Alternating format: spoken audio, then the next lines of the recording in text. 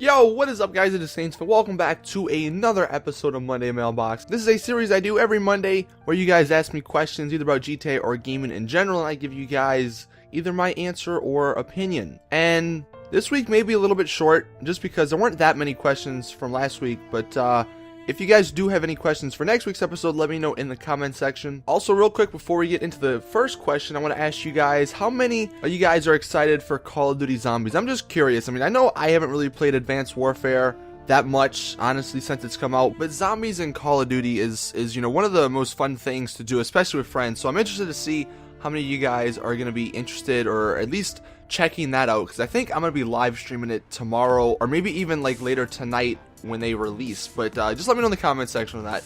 Anyway, getting right into the first question, we have Kyle Petrie, and he says, which game modes are the best to level up in GTA 5 on Xbox One and 360? I know about the Blow It Up 2. So I get this question a lot, and it's mainly for like old gen, and I know you said Xbox One. Xbox One, to level up, I mean, like, honestly for GTA, like, nothing's really changed in the past couple of months. The last big change to jobs was, I don't even remember what patch number it was, but it was the one that made it so where, like, the amount of time it takes you to complete the job, that is what determines your RP and money. So, I mean, if you want, pretty much, if you go back, at least on my channel, a couple of months, I think it might have been in, like, October or something that came out, and I know I made a couple of videos back then, but really those jobs it's still the same, like, nothing's changed. Like, yeah, Blow Up 2, I mean, like, Rooftop Rumble, that's still one of the best. I mean, I think Trash Talk with Martin gives you a lot of RP, about 4,000. So, I mean, basically the same jobs that I've said in the past. There's no reason to do a separate video. I mean, I did the video a couple weeks ago on the money with the Dubsta, just because, like, obviously that's new on next gen, so I figured I'd share it with you guys. But as for leveling up, it's basically that. Now, I will say, last night, if you guys came out to the stream that I had on Twitch, which we had a blast, so definitely come check that out. I'll be streaming later tonight.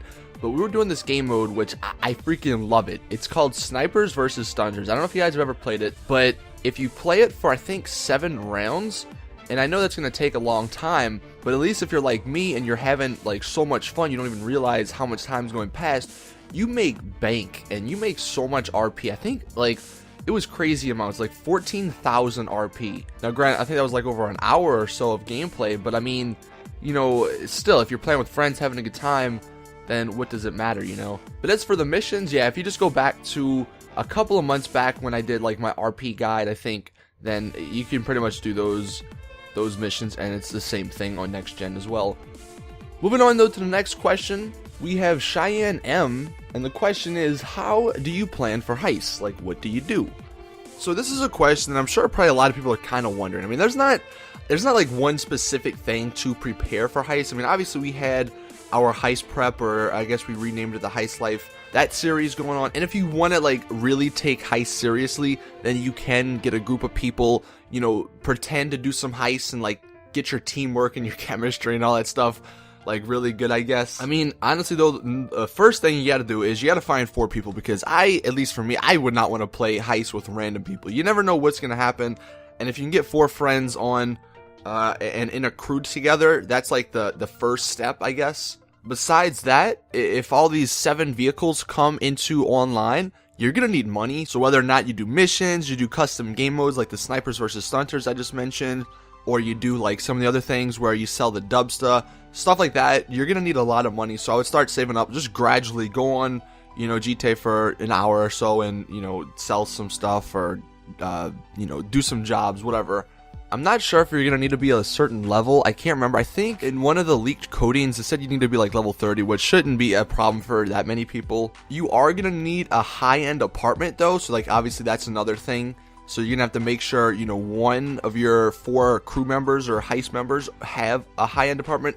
I think by now though, most people should have one of those. And then, you know, maybe another thing you want to do, pick a 4-door car that you might use in the heist, and practice driving with it or something. I don't know. I mean, honestly, there's not that much. Like I said, the main things you just gotta worry about, you need a high-end apartment, obviously get a group of 4 friends in the same crew just to make it easier.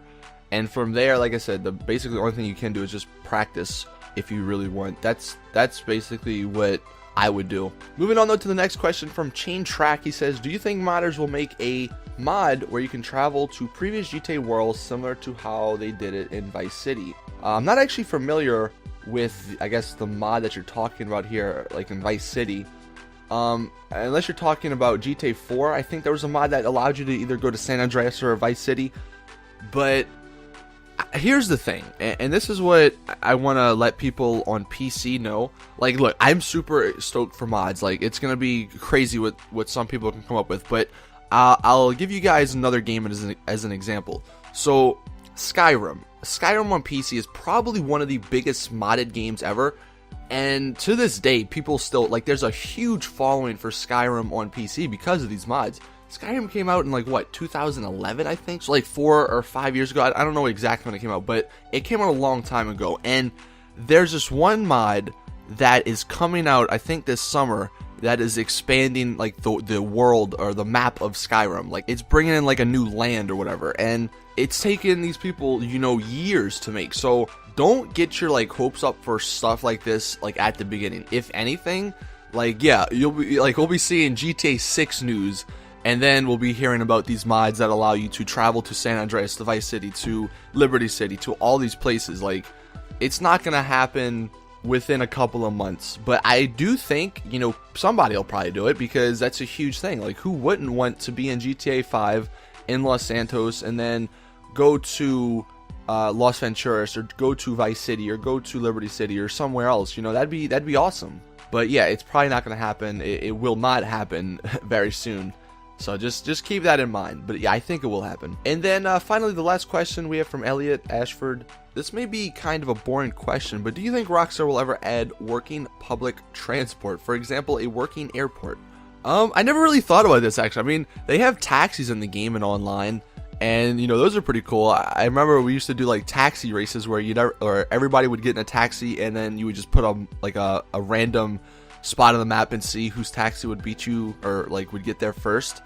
As for airports and like other transportation, I mean, I don't know, that'd be pretty interesting. I don't know if Rockstar would want to not necessarily waste their resources, like, and people, like, making that happen.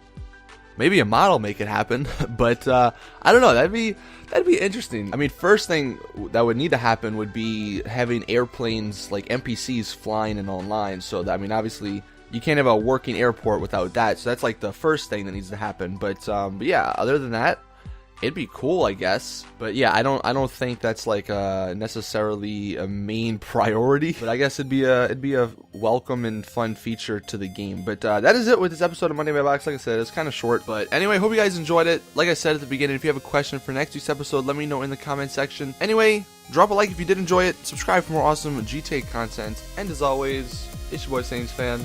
I'm out. Peace.